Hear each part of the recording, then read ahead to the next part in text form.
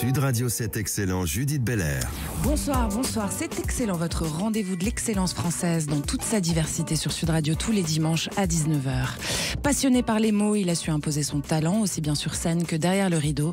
L'auteur, metteur en scène primé et comédien Tristan Petit-Gérard a exploré tous les genres, du théâtre contemporain au spectacle musical et la télévision. Tristan, vous venez ce soir avec votre nouvelle mise en scène, Le Prix, avec Ludmilla Michael et Pierre Arditi jusqu'au 27 avril au théâtre Héberto. Tout un programme, on va en parler évidemment. Bienvenue sur Sud Radio, Tristan Petit-Gérard. Merci, bonsoir Judith. Bonsoir, avec plaisir. Il a eu plusieurs vies, à commencer par celle d'entrepreneur, ce qui lui a fait un regard à 360 degrés qu'il met désormais en pratique avec conviction. Charles Van Eyck est directeur des relations adhérents d'AJP, l'assurance associative qui s'engage tant pour les femmes que les entrepreneurs, et on aime ça sur Sud Radio. Charles, vous allez nous raconter tout cela et on l'espère un peu de vous et de votre parcours. Bienvenue sur Sud Radio. Bonsoir Judith. Bonsoir, c'est excellent, bienvenue chez vous. Allez, on se fait plaisir, on écoute un petit extrait. Moi aussi, je suis contente de te voir. Que veux-tu? Crois-tu que ta présence ici et le prix que l'on va te remettre cet après-midi sont passés inaperçus? Pourquoi dis-tu le prix de cette manière? Comme si le mot prix était quelque chose d'indécent. Nous avons passé 30 ans à travailler ensemble. Vous entendez sur Sud Radio un extrait de la pièce Le Prix, mise en scène par Tristan Petit-Gérard avec Ludmilla Michael et Pierre Arditi au théâtre Héberto en ce moment. Alors Tristan, un petit pitch quand même pour les auditrices, les auditeurs. Le Prix est une pièce qui a été écrite par Cyril Gély, qui nous raconte une injustice qui résonne tout particulièrement en plus en ce moment, bien qu'elle ait eu lieu en 1947. Celle de Lise Meitner, qui était une brillante physicienne, qui a été écartée du prix Nobel au profit de son collègue Otto Hahn, avec qui pourtant elle a travaillé pendant plus de 30 ans. J'ai envie de dire, c'est assez terrible quand même comme histoire. Donc ça doit être assez électrique sur scène aussi. Hein. Ah oui, elle vient pour régler ses comptes, comme elle dit. Mais elle le fait avec toute la délicatesse. Les coups de griffe paraissent tout d'abord des caresses de pattes de velours. C'est une joute absolument magistrale avec deux comédiens au sommet de leur art, Ludmilla et Pierre. Donc ouais, oui, c'est avec deux monstres, hein, deux du monstres théâtre. qui n'avaient jamais joué ensemble. Ah, donc Ça faisait 37 ans qu'ils cherchaient une pièce à jouer ensemble. Ah, eux ils cherchaient et c'est vous qui leur avez proposé? Voilà, je l'ai proposé à Pierre et Pierre m'a dit et Ludmilla. J'ai dit mais évidemment ce serait un rêve. Bien sûr. Et donc ils sont très heureux, on imagine, en plus ils sont de travailler plus ensemble. que ça, ils sont fous de joie. Et ça doit créer, le fait qu'ils aient tellement eu envie de bosser ensemble, ça doit créer une espèce d'atmosphère très particulière, d'autant plus quoi. Oui, parce que ils ont parfois il n'y a pas de hasard dans les rencontres. Lise Meitner et Otto Hahn ont travaillé pendant 30 ans ensemble, jusqu'à cette séparation quand elle a fui l'Allemagne en 38. Et Ludmilla et Pierre ont cherché une pièce pendant 30 ans à jouer ensemble. Donc il y a quelque chose de symbolique. Une jolie là-dedans. résonance, ouais. Alors il n'y a pas de héros, il n'y a pas de coupable, hein. Il y a deux êtres sur une corde raide, ils sont pris au piège de l'histoire, de leur choix. J'ai envie de dire qu'il n'y a rien de binaire dans cette histoire. Hein. Ah non, c'est tout sauf manichéen, et c'est le grand talent de l'auteur Cyril Gély, c'est que on a aussi tendance à juger les événements à l'aune de notre actualité, mais il faut se remettre aussi en 1938, 46, et en l'occurrence, ils ont travaillé pendant 30 ans ensemble, comme je vous l'ai dit, et Otto Hahn a tout fait pour elle au départ. Il l'a accueillie, une femme physicienne à l'époque, personne n'en voulait. Donc il a été en même temps très précurseur. Elle dit « tu m'as sacrifié », lui dit « je t'ai sauvé la vie en t'aidant à fuir ». Effectivement, lui après deviendra un grand défenseur de toutes les luttes contre la guerre nucléaire, et ça a été sa culpabilité d'avoir trouvé avec Lise Meitner cette fission nucléaire qui peut amener le bien et le mal. Donc toute cette dualité, vous faites une invention qui peut amener l'électricité, la chaleur, et qui en même temps peut amener la mort. Oui. Donc ça, c'est au cœur de la pièce. Alors on en reparle, hein, ces deux immenses comédiens avec lesquels vous travaillez, Ludmilla Michael et Pierre Arditi. On imagine que travailler avec des comédiens, des artistes de cette envergure, c'est quand même un sacré challenge aussi. C'est un sacré challenge, et je veux dire en même temps ça a été très simple, parce qu'ils m'ont accordé leur confiance, et quand ils ont vu que je disais pas trop de conneries, ils se sont dit bon bah ça va, on peut travailler avec lui. Mais ce que ça change en fait, c'est qu'il y a une humanité encore supplémentaire avec les autres acteurs avec qui pouvaient travailler. C'est tout d'un coup... Le rapport est simplifié, le en fait. rapport, non, mais d'humanité de eux, ce qui dégage sur scène aussi. Le rapport est simplifié, mais tout d'un coup, de ce qu'ils vont laisser passer, ils sont chargés de tellement de choses, sur un regard, sur une inflexion dans la voix. Ils apportent énormément et ils sont très à l'écoute, très, très, très malléables et avec une grande confiance. Non, ça a été un bonheur. Moi, on m'aurait dit il y a 20 ans, tu mettrais en scène Ludmilla et Michael et Pierre Arditi, j'aurais un peu rigolé. Mais alors quand on a fait ça, on se dit pas qu'on est arrivé quand même, Tristan. Jamais. Bon. Tant que je peux faire mon métier, je continuerai. Faudra me chasser à coups de pied. Alors votre mise en scène, elle est très épurée. Elle joue beaucoup sur les ombres et les lumières, notamment du Grand Hôtel de Stockholm. L'idée, c'est plus d'intensité dramatique sans artifice, c'est ça aussi ? Oui, alors moi je suis un metteur en scène qui cherche toujours à être au service du texte. Je raconte une histoire. Comme j'écris aussi à côté, j'aime pas passer devant. Le plus élégamment possible, avec le plus de sens. Mais on est sur une pièce qui est en temps réel, en huis clos.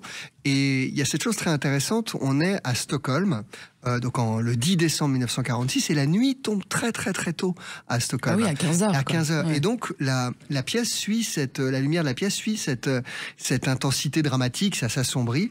Et en même temps, vu que c'est une pièce qui parle de la mémoire, c'est-à-dire ils n'ont pas du tout la même vision, Otto et Lise, de ce qui s'est passé en 1938. C'est ça qui est intéressant, c'est pour ça que la pièce n'est pas manichéenne. Donc on parle du passé, de cette mémoire, et moi j'ai voulu créer parfois des flashbacks un peu oniriques. Donc on quitte cette suite du Grand Hôtel pour se retrouver dans le Berlin des années 30, par des projections, par de la lumière, par de la musique. Et d'où la mélodie hongroise de Schubert aussi. Hein. C'est important, ça. J'ai un certain atavisme familial par la musique. On va en reparler, parce que votre père c'est Laurent Petit-Girard, qui est un grand chef d'orchestre, compositeur. Donc j'ai cette chance-là d'avoir baigné dans la musique. Mais il faut que c'est un sens. Donc l'auteur avait écrit qu'on entendait cette mélodie hongroise, et après avec le super compositeur Romain Trouillet, on s'est amusé à la déstructurer. C'est-à-dire un peu comme les atomes, comme les noyaux, comme les neutrons, elle est déstructurée dans la pièce, parfois en entier, parfois pas. Elle est en résonance et elle vient, par exemple, à un moment. Le personnage de Pierre évoque les origines juives de Lise Meitner, et là on s'est amusé à la traiter de manière klezmer. Donc tout d'un coup la mélodie hongroise devient klezmer. Et c'est vrai que en fait j'essaie d'aiguiser tous les sens dans ma mise en scène. Toujours la vue, presque on fait sentir des choses. Et c'est comme ça qu'on touche au cœur en fait. Oui, on touche au cœur, c'est drôle parce que je vois une onde ici dans les locaux de Sud Radio. On touche au cœur par la vibration. La vibration, elle est sonore par un acteur, elle est sonore.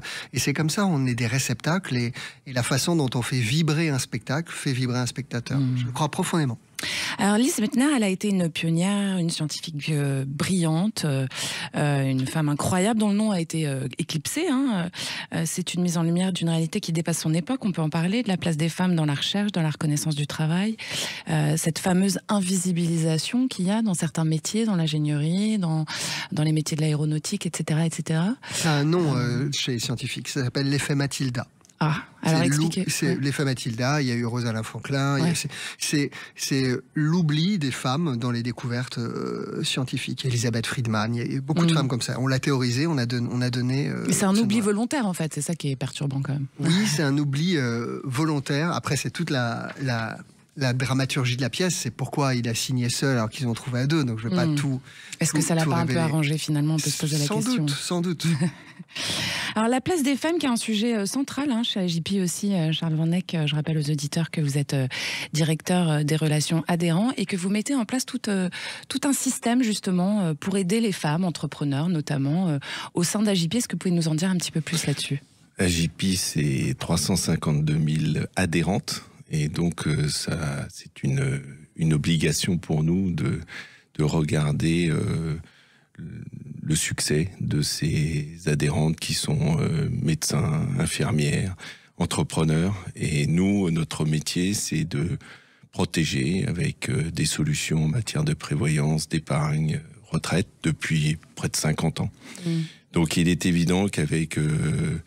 le conseil d'administration, avec la direction d'AJP, on a décidé depuis plusieurs années de soutenir les démarches entrepreneuriales des femmes à travers des actions concrètes partout sur le territoire, et puis un engagement notamment face aux violences intrafamiliales qui a été porté avec talent par Muriel Réus, qu'on connaît très bien que chez vous Sud connaissez Radio. très bien, qui est administratrice chez nous, et voilà. Et donc on essaie d'évangéliser partout en France sur ces sujets.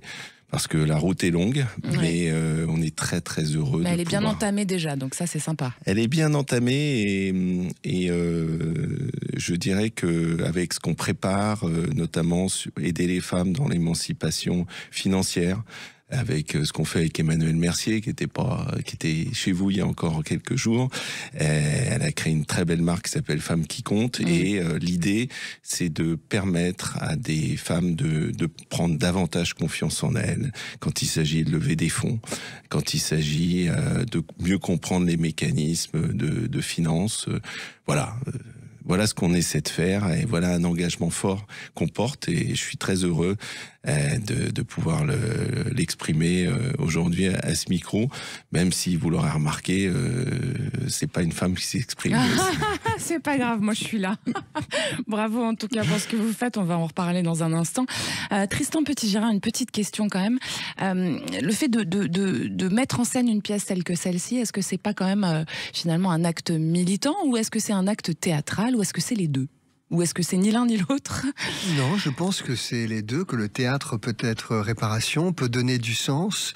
Le sens, il est là par le texte. Le texte raconte ça. Après, on a un parti pris dans la mise en scène. Et mon métier, c'est de créer de l'émotion pour que ce sens nous parvienne. Mais oui, moi, j'ai une marotte. J'aime beaucoup les oubliés de l'histoire, les injustices. Je l'avais fait avec La Machine de Turing. Et effectivement, là, c'était une pièce aussi. Alors, c'était une autre maltraitance. C'était un autiste homosexuel condamné à la castration chimique alors qu'il avait sauvé le monde. Là, on a une femme qui a fait une des découvertes majeures et qui a été oubliée, mais j'aime bien à mon petit niveau. Les textes à sens, quoi. Les textes à sens, ce qui m'empêche pas de mettre en scène des comédies, même que j'écris parfois, du tout. Mais j'aime bien, quand tout d'un coup, il y a une résonance, mais ne jamais être didactique. Je veux toujours que ça passe par l'émotion. Sinon, il y a des documentaires, il y a des conférences qui sont formidables. Mais pour moi, le théâtre est le lieu de l'émotion qui nous fait prendre conscience d'une histoire et d'une injustice, mais par l'émotion. Bien sûr. C'est excellent sur Sud Radio. Nous sommes avec l'auteur et metteur en scène primé Tristan Petit-Girard et le directeur des relations adhérents d'AJP, Charles Van Eck. Surtout, vous restez avec nous. À tout de suite. Sud Radio, c'est excellent. Judith Belair. Merci d'être avec nous sur Sud Radio. C'est un bon choix, je dirais même plus, c'est excellent. Ce soir, pour vous, le comédien, auteur et metteur en scène Tristan Petit-Girard et son nouveau spectacle, Le Prix, avec Ludmilla Michael et Pierre Arditi au théâtre Hébertot, et le directeur des relations adhérents d'AJP qui s'engage pour les femmes et les entrepreneurs, Charles Van Eck. Alors Charles Van Eck, j'insiste sur cette notion d'engagement pour vous, car ce sont, on l'a bien dit, les valeurs de votre entreprise. On a parlé de Muriel Réus, avec qui vous êtes notamment à l'initiative des Win Days, qui sont des rencontres dédiées à promouvoir les femmes dans le monde de l'entrepreneuriat et de l'investissement. Vous créez un espace de partage, un espace de mentorat, de réseautage. Vous êtes en partenariat avec un réseau qui s'appelle Femmes Business Angels. Racontez-nous un petit peu, dites-nous en plus sur cet événement-là. Alors, Femmes Business Angels, c'est aussi lié à la présence d'une administratrice chez nous qui s'appelle Florence Richardson, qui a été longtemps présidente de Femmes Business Angels, et tout simplement on a décidé d'aller au contact d'un certain nombre de femmes entrepreneurs et de créer des rencontres avec des investisseurs. Voilà. Donc partout en France, pas uniquement à Paris. D'ailleurs, j'en profite pour souhaiter à Tristan une longue carrière pour partir en province et que cette pièce puisse vivre. Nous, on essaie d'être le plus possible en région également, parce que c'est très important qu'on soit pas parisiano. Et le dernier événement que vous avez fait d'ailleurs, c'est à Marseille, c'est ça? Alors, on aime beaucoup Marseille, et quand vous êtes parisien et que vous arrivez à Marseille, c'est fantastique de vendre un événement. Inutile de vous dire que vous êtes attendu avec des fleurs, mais les Marseillais ont compris que effectivement on a eu ce privilège d'être très très bien accueillis par les Marseillais, avec Muriel et avec un certain nombre de femmes entrepreneurs, et pour parler des violences intrafamiliales, mais également pour parler des solutions qui existent pour aider les femmes à mieux réussir leur parcours entrepreneurial. Donc finalement, ce que vous instiguez comme idée, c'est que il faut se saisir en fait de sa voix, quoi, de son parcours et de son incarnation. Il faut d'abord, et c'est le souhait, c'est la vision de notre président François Pierson et de notre délégué général Bruno Guillet de Chalvon, c'est vraiment de donner envie à des femmes d'oser entreprendre, des femmes et des hommes d'ailleurs. Mais compte tenu du nombre d'adhérentes, on s'est concentré sur le sujet de l'entrepreneuriat féminin. Et là, j'avoue que on a aujourd'hui une belle dynamique. Et on a envie d'aller encore plus loin. J'écoutais tout à l'heure le propos de Tristan qui donne vraiment envie d'aller voir sa pièce. Et je me disais finalement, j'espère qu'un jour on aura des émissions, on n'aura plus ces sujets. Parce que c'est vrai que... Vous n'êtes pas le premier à me dire ça. Parce que c'est vrai qu'on a l'impression d'être dans un monde, un vieux monde. Et on parle de 1938. Malheureusement, on voit que l'histoire se répète et pas uniquement autour de la question de l'injustice homme-femme. Donc, simplement... Nous, ce qu'on essaie de faire, c'est d'encourager l'entrepreneuriat. On est passionné par ce sujet. Les entrepreneurs, c'est ce qui fera que la France retrouvera sa souveraineté.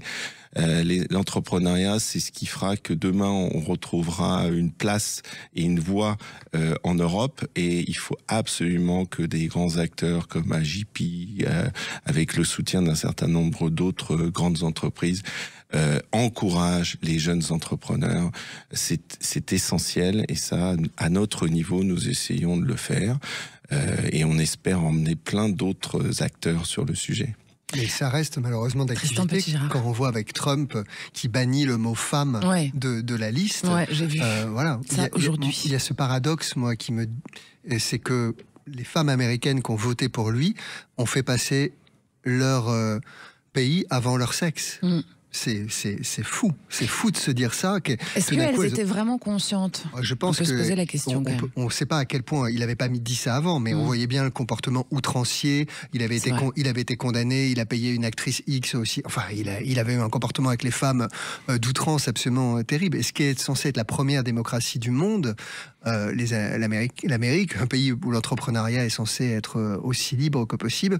Donc oui, je pense que malheureusement, j'aimerais qu'on n'en parle plus. Mais quand on voit que ça va être la première démocratie du monde bannit le mot femme de ses textes fédéraux. On est pire que dans la répétition, là, c'est une invention carrément. Ah oui, là, c'est... Et c'est vrai que c'est assez inquiétant sur ce côté cyclique, en fait, elliptique, permanent. C'était Lévi-Strauss qui nous parlait de l'éternel recommencement. Là, on a les pieds bien dedans, non? Donc c'est des grands acteurs comme vous qui peuvent aussi changer la donne, en tout cas en France, ou la faire évoluer. Des grands acteurs et des médias, parce que vous savez, vous êtes la seule émission qui met en valeur l'excellence. Oui. Donc merci.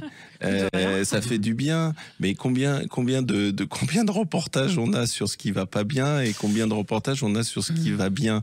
Donc continuez et il faut qu'on vous aide. Il faut que des médias comme vous connaissent de grands succès, parce que arrêtons l'autoflagellation et mettons en lumière ce qui va bien et l'excellence. Et c'est courageux d'avoir lancé une émission comme ça. Donc merci encore. Et voilà. Vous pouvez continuer. Non, mais des compliments encore. mais vous voyez, nos jeunes, on a une responsabilité par rapport à cette jeune génération. Moi, je rêve d'emmener ma fille voir votre pièce. Et il faut qu'au Théâtre Hébertot, il y ait plein de jeunes qui viennent. Le théâtre, c'est un lieu magnifique pour comprendre l'existence, pour comprendre la vie. Et vous êtes un entrepreneur. Il n'y a pas d'un côté les entrepreneurs de la culture, les entrepreneurs de la finance, les entrepreneurs... Alors, merci pour la transition, Charles, parce que j'en arrivais là, justement. Je disais que Tristan, finalement, collaborer avec des acteurs, ça implique de les diriger en préservant leur liberté d'interprétation. C'est un peu comme un entrepreneur qui bénéficie du soutien de ses partenaires en restant maître de son projet, quoi. C'est pour faire une comparaison, il y a deux types de metteurs en scène. Il y a des metteurs en scène qui vont avoir un management vertical. Je suis le Deus Machina, on fait tout ce qu'on... Mais ça marche moyen, non? Il y en a encore beaucoup dans notre métier, les maîtres, où c'était une tradition où tout d'un coup le metteur en scène, alors là je ne vais pas dire la metteuse en scène parce que il y avait très peu de femmes et elles n'avaient pas cette posture, mais moi je suis beaucoup plus, non pas je ne vais pas aller jusqu'à participatif, mais en tout cas, on travaille ensemble, on a une vision commune d'un projet. Et je ne m'offusque jamais qu'un acteur, mais est-ce qu'on essayait ça, est-ce qu'on fait ça? Évidemment que je porte une vision dès le départ, comme un entrepreneur va porter une vision et il sait là où il a envie d'aller. Et un spectacle, ça se monte un peu comme une entreprise aussi. Ah oui, moi je coproduis la plupart de mes spectacles. Donc vous prenez des risques à chaque fois? Je prends des risques, je sais ce que c'est que de monter financièrement un spectacle. Et c'est pas sale, hein. Je veux dire. Non. Non, mais c'est excellent. C'est parfois on a cette image que les artistes doivent être complètement déconnectés de toute réalité économique et capable. Non. Ça dépend lesquels. Voilà. Moi, je trouve que j'aime bien que mes spectacles durent longtemps, et pour qu'ils durent longtemps, on a bien réfléchi avant. Une bonne structure, quoi. Ouais. Charles Van Eck, selon vous, pour sortir des théories de genre et des théories sociales, qu'est-ce que c'est un bon leader, que ça soit une femme ou un homme d'ailleurs finalement? On peut se baser sur votre président peut-être pour avoir cette idée-là. Un bon leader, c'est quelqu'un qui transmet de l'énergie et qui révèle un talent. Donc voilà. C'est un bon metteur en scène, quoi. C'est un bon metteur en scène. Tout le monde ne peut pas être manager. Il y a des gens qui sont très très bons pour techniquement des grands ingénieurs et qui n'ont pas forcément cette capacité à emmener les autres.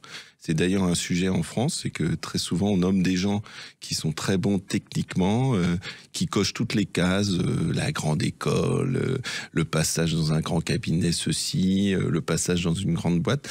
Mais si on en revient aux entrepreneurs, qui est une vraie passion chez AJP, pour entreprendre, il faut emmener des gens dans une aventure qui sont des gens complémentaires de votre propre talent. Et sinon, ça marche pas. Voilà. Mais je pense que ça vient, comme vous le faites, c'est aux hommes d'aider aussi. Parce qu'en fait, être entrepreneur, ça va avoir une énorme charge mentale. On a une grosse charge mentale quand entrepreneur, entrepreneuse.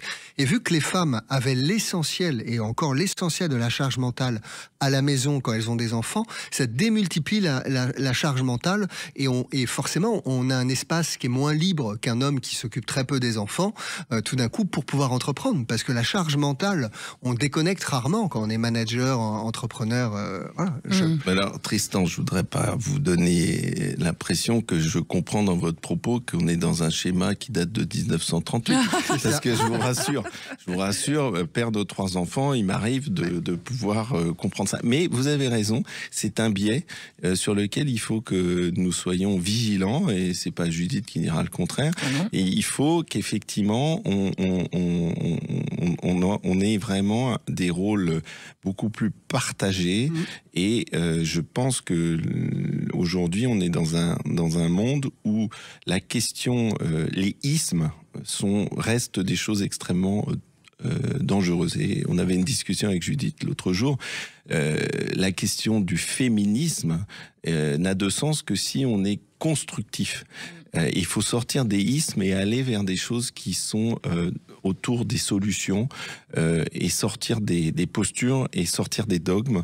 Et l'entrepreneur face à ces réalités, ou le metteur en scène face à la nécessité de remplir sa salle, il est obligé de sortir des dogmes et aller dans une vraie réalité. Et il y a cette dimension de prise de risque aussi dont nous parlait Tristan, c'est-à-dire qu'il faut avoir du courage, quoi. Alors, le risque, figurez-vous que c'est passionnant comme sujet parce qu'il est lié au stress. Et en fait, quand vous êtes entrepreneur, vous avez un stress, comme dit un grand professeur qui s'appelle Olivier Torres, il dit vous avez un stress voulu et pas un stress subi. Donc en fait, la vie doit vous permettre d'avoir un stress voulu et le moins possible un stress subi. Notez bien ça, chères auditrices, chers auditeurs, c'est excellent. Et vous êtes sur Sud Radio en compagnie du metteur en scène Tristan Petit-Gérard et du directeur des relations adhérentes chez AJP, Charles Van Eck. On revient dans un instant, restez là. Sud Radio, c'est excellent, Judith Belair. Comme tous les dimanches, c'est excellent sur Sud Radio. Ce soir, le lien est créé entre l'auteur et metteur en scène Tristan Petit-Gérard qui nous vient avec son nouveau spectacle. Le prix, c'est avec Ludmilla Michael et Pierre Arditi au théâtre Héberto. Et le directeur des relations adhérentes d'AJP, l'association d'assureurs qui s'engage, Charles Van Eck. Alors Tristan, vous avez remporté le Molière du meilleur metteur en scène en 2019 pour La Machine de Turing dont vous avez parlé tout à l'heure. C'était une pièce qui était écrite par Benoît Solès, qui tenait également le rôle principal principal, celui du mathématicien et cryptologue Alan Turing. C'est une pièce qui a reçu 4 Molières, dont le vôtre, celui du meilleur spectacle privé, meilleur acteur francophone vivant et meilleur comédien pour Benoît Solès. Bravo, c'est excellent, j'ai envie de dire déjà. Et puis, qu'est-ce qui distingue une bonne mise en scène d'une œuvre exceptionnelle? C'est ça la question qu'on a envie de savoir. Comment on fait pour gagner 4 Molières, quoi? Bon, déjà, c'est fou, c'est que la pièce joue toujours. Ouais. On en est à la 1100e. Elle joue toujours au Théâtre Michel à Paris. Voilà, donc, la question les gens peuvent encore la voir. Okay. Ce qu'on fait, on ne sait pas au départ qu'on crée une œuvre qui va durer autant de temps, honnêtement. On fait notre travail du mieux possible et de temps en temps, ça n'arrive pas à chaque fois, il y a la grâce qui se met sur un spectacle. C'est qu'à tous les postes, on a tous été, peut-être, on a poussé notre art au maximum pour un sujet qui nous a porté énormément. C'est à cause du sujet, vous pensez? Oui, je pense qu'on a été particulièrement touchés, investis par cette histoire. Et ce qui est drôle, c'est qu'on a lancé ce spectacle en 2019 et que Turing avait déjà parlé d'intelligence artificielle dans sa fameuse conférence. On en parlait déjà dans le spectacle. Et donc même, ce spectacle ne cesse d'avoir une actualité permanente. C'est lui qui imaginait ça. On parlait à une machine qui nous répondrait. Il a inventé l'ordinateur, arrêté la Seconde Guerre mondiale en cassant le code des Allemands, la machine Enigma navale. Et donc oui, ce sujet nous a porté énormément. Et tout d'un coup, il y a une rencontre aussi. Benoît a écrit une pièce magnifique. Il y a une rencontre entre un auteur et un acteur. Il s'est écrit le rôle, mais c'est vrai qu'il était absolument merveilleux. Amaury de Crayancourt en face. Et je le dis souvent parce que c'est un spectacle qu'on a commencé devant 50 personnes à Avignon. Et qui n'arrête pas de jouer. On a joué 3 ans au Palais Royal. Au bout de plus de 1000 représentations, comment il fait Benoît Solès? Il change chaque soir, il s'éclate. Qu'est-ce qu'il vous dit? Alors, déjà, ils sont 2 à jouer le rôle, Mathias, Simon et Benoît, parce que Benoît a joué même une autre pièce qu'on a faite après à la Maison du Loup. Mais il en a joué parce qu'il y en a eu 300 en tournée, donc on est à 1400 représentations. Il va arriver aux 1000 représentations, il doit être à 900, Benoît, pas loin. À chaque fois, on se dit de ne pas oublier qu'on raconte une histoire plus grande que nous. C'est-à-dire qu'il ne faut jamais oublier qu'il y a des gens qui vont rentrer dans la salle et qui vont entendre cette histoire pour la première fois. Et qui ne la connaissent pas. Et c'est ça le moteur pour arriver à toujours être connecté. Alors vous, Charles Van Eck, vous êtes vous-même un acteur clé aussi chez AJP. Vous étiez entrepreneur auparavant. Est-ce que vous direz que votre expérience en tant que chef d'entreprise, c'est un tremplin ou c'est une vision qui vous a permis de vous imposer ensuite? Ou est-ce que c'est un enrichissement par rapport à votre poste? Vous savez, entrepreneur, c'est un état d'esprit. Donc vous l'êtes toujours, quoi. Si vous l'avez, c'est dans vos gènes, ça vient de votre famille. À l'instant, Tristan parlait très justement du fait d'offrir, d'être généreux. Dans la vie, il y a 2 catégories d'individus, de personnes. Vous avez les partageurs et les non-partageurs. Et j'ai déjà entendu quelque part. Pour être un entrepreneur, pour moi, c'est quelqu'un qui partage. C'est quelqu'un qui partage une vision, c'est quelqu'un qui partage le bénéfice de cette vision. C'est pas en général des gens fascinés par le gain. Ce sont des gens qui ont envie de vivre un rêve. Et quand vous avez vécu un rêve dans votre existence, vous avez qu'une envie, c'est d'en vivre un autre. Et vous savez, moi, ma vie d'entrepreneur a démarré dans une petite chapelle à Calcutta, où j'ai rencontré un jour, par le plus grand des hasards, une petite femme qui a consacré sa vie aux enfants. Il s'agissait de Mère Teresa. Et Mère Teresa, elle a bouleversé mon existence. Et la journée réussie de Mère Teresa, c'était simplement de se dire que le soir, quand ce soir vous allez vous endormir, je lui dis, Tristan, vous vous direz peut-être, est-ce que toutes les personnes que j'ai rencontrées dans ma journée, elles seront reparties après m'avoir vu avec un petit peu plus de joie? Et pour moi, l'entrepreneuriat et la joie, ce sont des choses intimement liées. Et voilà. Et donc chez AJP, j'essaie de transmettre de la joie, d'entreprendre. Et pour répondre un peu plus précisément à votre question d'un point de vue technique, il n'y a pas pour moi de grande différence entre l'entrepreneur et l'intrapreneur. Et l'intrapreneur, c'est un salarié qui propose des choses et qui engage sa personnalité sur des projets. Et donc la nuance est assez fine. Voilà, donc j'espère avoir à peu près répondu à votre question. Tout à fait. Tristan, quand Charles il nous parle de joie, en fait, ça en revient à ce que vous disiez sur l'émotion tout à l'heure. C'est-à-dire que peut-être que ce qui fait que ça fonctionne chez vous aussi, c'est que vous faites les choses avec passion, avec plaisir, et que vous êtes totalement animé finalement par ce que vous faites et par les rencontres et par les gens que vous portez sur scène. Je veux dire, Pierre Arditi a 80 ans. On ne vieillit que quand on cesse de s'émerveiller, quand on cesse de s'enthousiasmer. La vraie vieillesse, c'est ça. Quand on commence à être un peu blaise. Et c'est vrai que j'ai la chance immense d'avoir trouvé le lieu où je suis le plus heureux du monde, c'est un théâtre. À chaque fois que je rentre dans un des théâtres dans lequel je fais un spectacle ou dans lequel je répète, je m'émerveille, mais comme un enfant chaque jour. Et effectivement, voilà. Après, tout le monde, et j'en ai conscience de ce luxe et de cette chance, d'en vivre, mais surtout de l'avoir trouvé. Parce qu'une fois qu'on l'a trouvé, on peut tout faire pour en vivre, mais il y a des gens qui n'ont pas toujours trouvé la place, le lieu, le métier, la fonction qui les rend le plus heureux. Je crois vraiment, ce que j'essaie de transmettre à mes enfants, bon, ma fille veut être actrice, metteuse en scène, mon fils, je sais pas encore. Mais, ça n'a pas l'air de vous faire tellement plaisir. Si, ça me fait plaisir, mais ça me fait un peu peur, je sais ce que c'est, mais non, je l'encourage beaucoup, elle est très douée. Elle a quel âge, votre fille ? Elle a 15 ans. D'accord. Mais on lui passe le bonjour. Je dis à mes deux enfants, Anouk et Romain, parce que si je parle pas de lui, il va dire « Ah, t'as parlé de ma sœur, moi !» Donc je leur dis, quel que soit le métier que vous fassiez, trouvez quelque chose qui vous passionne, et qui vous porte et qui vous rend heureux. Et on peut être ébéniste, on peut être restaurateur, on peut tout faire, mais quelque chose, quand vous levez le matin, soyez heureux d'aller le faire, quoi. Alors finalement, j'ai envie de dire que tous les deux, vous évoluez dans des domaines où pour être excellent, il faut... Mais en fait, c'est propre à tout domaine, hein, ce que je vais dire.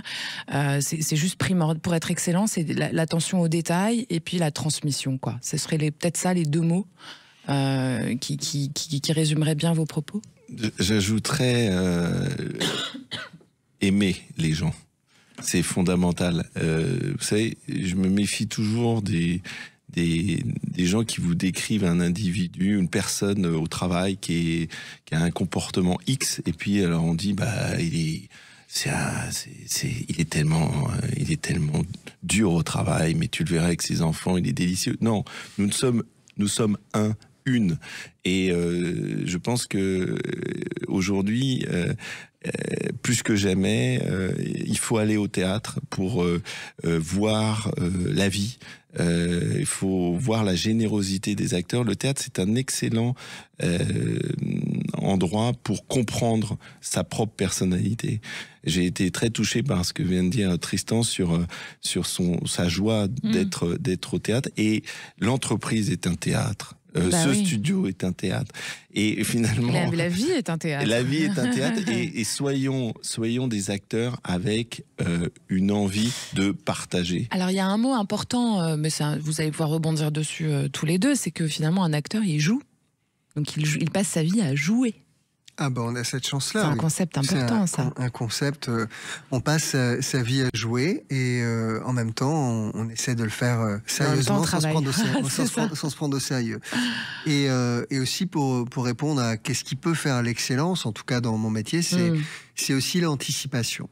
C'est-à-dire de penser à tout ce qui peut mettre en scène, c'est anticiper. Voilà, ça fait aussi être à l'écoute et anticiper. Mais qu'est-ce que vous anticipez, par exemple ? Ce que je vais anticiper, c'est une lumière, un déplacement, une musique, et j'anticipe différents scénarios possibles. Et anticiper, c'est aussi ne pas savoir dire tout de suite quelque chose. C'est-à-dire un acteur ou une actrice va pas être capable de tout intégrer tout de suite. Donc vous savez que vous n'aurez pas ce que vous voulez au bout de 2 semaines de répétition, mais c'est normal.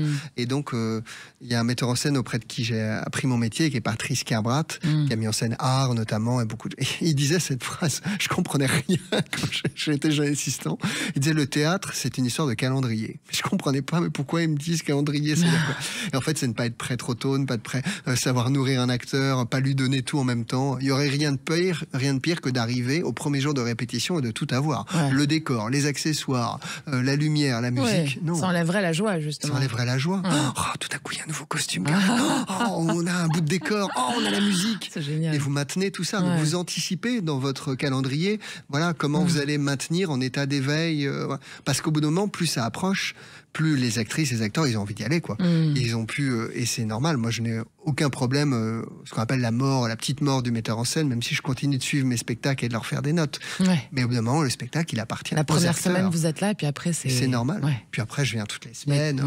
Là, je continue d'y aller toutes les semaines, parce que j'ai envie d'avoir mon spectacle. Oui, c'est bien. Et alors, dans cette notion de jouer, on en revient toujours à cette notion de plaisir. Vous, finalement, l'excellence, vous seriez pas excellent dans votre poste, vous auriez pas réussi à faire cet énorme événement à Marseille, Charles, ou faire venir Nicolas Sarkozy sur scène, par exemple, pour prendre la parole. C'est pas n'importe qui non plus. Si vous étiez pas dans une position de plaisir, vous vous amusez dans ce que vous faites. Je m'amuse, mais j'essaie toujours de rendre ce qu'on m'a donné. J'ai eu beaucoup de chance dans ma vie. Il y a des gens fantastiques qui m'ont aidé. Aujourd'hui, je m'impose une chose, c'est de toujours accepter la rencontre. Et quand on a tous 1000 raisons de refuser une rencontre, parce qu'on a un agenda, etc. Mais moi, j'ai été élevé par une mère qui m'a toujours dit: personne d'intelligent ne peut te refuser un quart d'heure. sur la planète. Elle vous aime pas du tout, votre mère. Et si vous demandiez aujourd'hui un quart d'heure au pape, on va attendre qu'il soit un peu plus il est pas en forme. Ouais. Eh bien, je pense qu'il vous le donnerait. Donc, si le pape accepte de vous donner un quart d'heure, il n'y a pas grand monde qui peut vous refuser un quart d'heure. Et ça a un avantage, ce point, c'est que ça vous permet de faire une sélection entre ceux qui vous donneront ce quart d'heure et ceux qui ne vous le donneront pas. Donc c'est partager les noms. Voilà, je m'arrête là sur la définition qu'on pourra donner à ceux qui ne vous le donnent pas. Mais restons accessibles et restons généreux et restons disponibles auprès de tous. Allez, c'est excellent sur Sud Radio. On est avec le metteur en scène Tristan Petit-Gérard et le directeur des relations adhérents AJP Charles Vanek. Vous restez là parce que c'est bientôt fini, mais on revient quand même. Sud Radio, c'est excellent, Judith Belair. C'est excellent et c'est sur Sud Radio, mais ça, vous le savez déjà. On est avec Tristan Petit-Gérard et sa dernière mise en scène, Le Prix, avec Ludmilla Michael et Pierre Arditi au théâtre Héberto, et le directeur des relations adhérents d'AJP, Charles Vanek. Alors, Tristan, vous avez fait du théâtre, de l'opéra, de la télévision, donc par exemple avec la série Origine, qui était passée sur France 3. Est-ce que la mise en scène, c'est un exercice différent selon les formats ? Oui. C'est un exercice Expliquez différent. Comment ? Le point de vue change tout. C'est-à-dire que quand vous mettez en scène au cinéma, vous imposez votre point de vue complètement. Vous faites un cadre. Par essence, le téléspectateur ne va pas voir ce que vous avez mis en dehors du cadre. Au théâtre, sauf quand vous resserrez précisément, parce qu'il y a un moment, tout d'un coup, on va mettre ce qu'on appelle une découpe, c'est un projecteur très serré, on n'éclaire pas le reste de la scène. Mais souvent, vous avez sur une scène, il y a plusieurs choses et parfois plusieurs acteurs. Donc, le spectateur est libre de projeter et de promener son regard. Par exemple, juste avant, je peux pas trop dévoiler, mais j'ai fait une pièce en première partie de saison qui s'appelait Dans les yeux de Monet, de Cyril Gély, avec Clovis Cornillac sur Monet. D'ailleurs, elle va continuer cette pièce ? Elle va partir en tournée. Comme Le Prix, les deux pièces seront en tournée en prochain. Et à ce moment-là, il se passait quelque chose d'assez incroyable sur scène, presque quelque chose de magique. Et les gens ne le voyaient pas. Parce que j'avais mis en scène que le regard soit dirigé autrement. Donc on dirige le regard vraiment quand on met en scène. C'est astucieux, quoi. C'est de l'astuce. Mais en essayant de faire par un certain sens, mais oui. Alors, pour continuer sur les dossiers AJP, quand même, quelques instants, cher Charles, ce qui m'intéresse aussi, c'est l'entrepreneuriat à impact, parce qu'il y a les femmes, mais il y a l'écologie. Vous soutenez pas mal de projets entrepreneuriaux qui ont un impact aussi social, d'ailleurs. Comment est-ce que vous les choisissez et comment vous les aidez ? Alors, cette année, on a décidé de lancer un grand concours pour valoriser des startups qui, dans le domaine du soin, dans le domaine de l'industrie, du Made in France et autour d'itinéraires, autour des femmes qui comptent. Ça veut dire quoi? Ça veut dire qu'on veut encourager des actions qui, évidemment, ont un impact environnemental. Bon, tout le monde le fait. Nous, on a été un petit peu précurseurs, mais aujourd'hui, il est évident que c'est comme le sujet précédent, c'est un sujet qui doit être incontournable, et nous, on est heureux à notre niveau de participer à l'émergence de solutions portées par des jeunes entrepreneurs. Et la génération des 25, 30 ans, 35 ans a pris conscience que c'était un vrai enjeu, et ça participe également, ces créations d'entreprises, à donner du sens à leur travail. Donc, modestement, nous accompagnons, et à partir du 24 mars, on va lancer ça sur la région Nord-Est, un grand concours sur l'entrepreneuriat pour aider des startups et doter des startups financièrement, pour les encourager dans ces démarches-là. D'accord, donc s'il y a des auditeurs que ça intéresse, ils peuvent aller tout voir sur, j'imagine, ajp.com, tout simplement. Tout à fait. D'accord. Bon, ben voilà, notez bien ça, vous qui nous écoutez. Alors, on va parler un peu de vous maintenant, messieurs, pour terminer cette émission quand même. On l'a dit tout à l'heure, Tristan Petit-Gérard, vous venez, votre père est un chef d'orchestre reconnu, Laurent Petit-Gérard. On imagine que assez tôt, finalement, peut-être en le suivant dans les différents théâtres et endroits où il a exercé, vous avez vu votre passion naître. C'est arrivé quand? C'est arrivé à l'adolescence, grâce aux ateliers cinéma au lycée. Mais c'est vrai que c'était difficile d'imaginer de faire autre chose qu'un métier artistique, peut-être. Mais je suis pas allé vers la musique, même si la musique berce ma vie. Et j'ai la grande joie actuellement d'avoir un projet avec mon papa. On est en train d'écrire un opéra autour d'Houdini. Ah, voilà. C'est un vrai sujet, Voilà, ça aussi. avec Roberto Alagna qui chantera le rôle d'Houdini. Donc, génial. Il en écrit la musique, j'en écris le livret, il dirigera la musique, je mettrai en scène. Donc voilà, c'est une très très belle aventure. Et vous savez pour quand c'est? Parce qu'on va avoir envie de le voir alors, très vite. C'est long à faire un oui, opéra. on imagine, Je ouais. pense que ce sera sans doute pour la saison 2027-28. On ne sait pas encore où. D'accord. Ben, 2026-27 peut-être, ou 27-28. On s'impatiente déjà, Charles, hein? On a envie de voir ça. C'est clair. Vous, on l'a dit tout à l'heure, vous avez quand même évolué dans des environnements très différents au fil de votre carrière. Et qu'est-ce qui fait qu'il y a une constance dans votre chemin, selon vous, Charles? Les rencontres. D'accord. Étayez, s'il vous plaît. Je suis convaincu qu'il y a... vous prenez n'importe quelle personne dans la rue, vous lui posez 3 questions, vous en faites un héros. C'est ma vision des choses. J'ai des copains qui me disent que parfois je parle un peu comme un prêtre, mais c'est pas grave, j'assume. C'est l'influence de Mère Teresa. Ça doit être ça. Mais si vous voulez, il y a tellement de gens fantastiques que je ne rencontrerai pas, que les gens que j'ai la chance de pouvoir rencontrer, qui sont sur mon chemin, j'ai envie de les connaître, j'ai envie de partager avec eux des projets, j'ai envie de bâtir avec eux des passerelles vers d'autres. C'est ma façon à moi de regarder le monde avec le joli côté de la pomme. D'accord. Alors, votre meilleur souvenir professionnel à l'un et l'autre, Tristan? Alors, mon souvenir professionnel le plus émouvant de tous, c'est quand j'ai mis en scène un opéra avec des autistes et que j'ai vu des parents qui n'avaient jamais entendu la voix de leurs enfants entendre la voix chanter de leurs enfants sur scène. Et ça a été la plus grande émotion. C'est difficile de rivaliser après ça, parce qu'ils chantaient Mozart et ils parlaient pas. Et la musique, la vibration de Mozart les a fait chanter. Et vraiment, c'est encore la vibration, là. Et voilà. Et j'ai vu la... C'est comme ça que vous avez réussi à les faire chanter? C'est en travaillant sur la c'est vibration? Catherine Bonny aussi qui était là, mais dans la confiance. Et à un moment donné, les Mozart, c'est le génie absolu qui vient parler à l'âme, au cœur complètement. Et ils se sont mis à chanter du Mozart alors qu'ils n'avaient jamais mis un son de leur vie. Bravo. Et ça... Le visage de ses parents qui ont vu ça, ça a été ma plus grande émotion professionnelle. C'est beau. À vous, Charles. En 92, j'ai eu la chance de travailler avec un écrivain français qui s'appelle Dominique Lapierre, qui a écrit des tas de livres sur l'épopée du XXe siècle. Et il m'avait fait confiance pour remplir la grande salle du Palais des Congrès au profit de son association pour les enfants de Calcutta. Et devant 4000 personnes qui avaient tous payé leur place, j'ai pu exprimer notre soutien à l'œuvre magnifique de cet écrivain français, qui est unique d'ailleurs, cette œuvre, hein, puisqu'il donnait la moitié de ses droits d'auteur pour des ONG en Inde. Et ce jour-là, je vous cache pas qu'il y a eu une certaine émotion positive et quelque chose d'un petit peu unique. Ça nous fait un petit point commun. Vous avez des choses en commun tous les deux. Oui. C'était pas une scène, c'était pas la belle scène du théâtre Hébertot, c'était un petit peu plus moderne puisque c'était la scène du Palais des Congrès de Paris. Il y avait plus de monde du coup.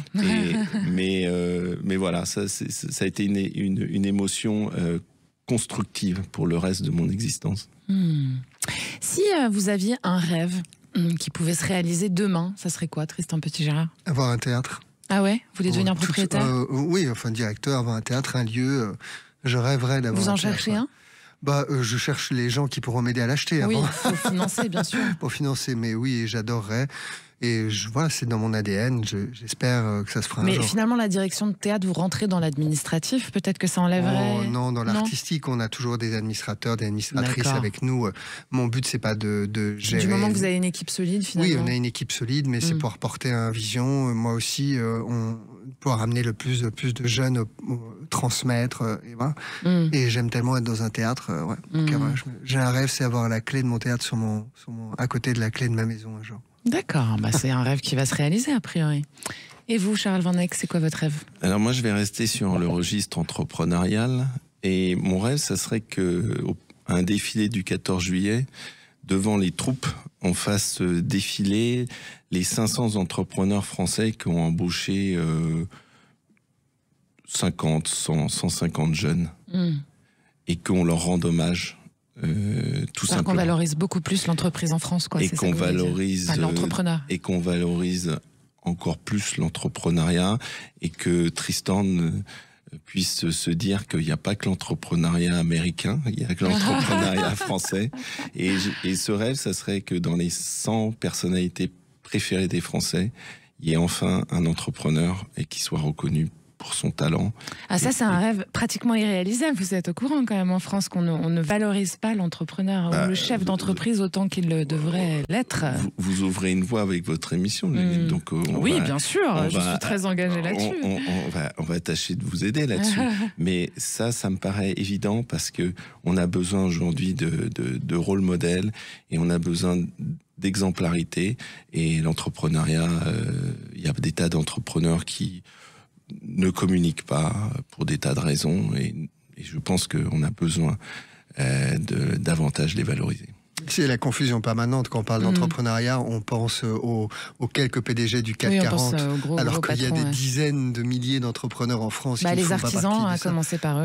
Donc c'est la confusion permanente du rôle de patron en France, c'est d'identifier un patron à quelqu'un qui a une multinationale. Et l'immense majorité des patrons et des patronnes en France et des entrepreneurs... C'est des petites boîtes. C'est des petites boîtes. En dessous de 10. Votre mot de la fin, messieurs? Vive le théâtre. Vous allez dire la même chose, Tristan. Vive la vie c'est le théâtre, le théâtre c'est la vie. Allez, merci beaucoup messieurs d'être venus par ici. Je vous rappelle, chers auditrices, chers auditeurs, que vous étiez avec Tristan Petit-Gérard et Charles Van Eck. Alors le prix mise en scène par Tristan Petit-Gérard avec Ludmilla Michael et Pierre Arditi, c'est jusqu'au 25 mai, c'est ça, au théâtre Hébertot, et c'est à 21h, Tristan? Mercredi au samedi et le dimanche à 16h. Voilà. Et puis pour se renseigner sur toutes les aides, les infos, AJP, c'est ajp.com. Est-ce qu'il y a un autre petit message que vous voulez passer aux auditeurs, Charles? Venez voir ce que font nos agents, distributeurs. On a la chance de travailler avec un magnifique réseau, qui est le réseau des agents AXA. N'hésitez pas à les solliciter et ils vous proposeront tout ce que fait AJP. Et c'est large. Bon, voilà, ça c'est dit. Merci à Quentin qui réalise pour nous aujourd'hui. Chers amis, c'était excellent. Bisous, bisous. Et puis on se voit samedi prochain, 13h30 pour Destin de Femme. Bye bye.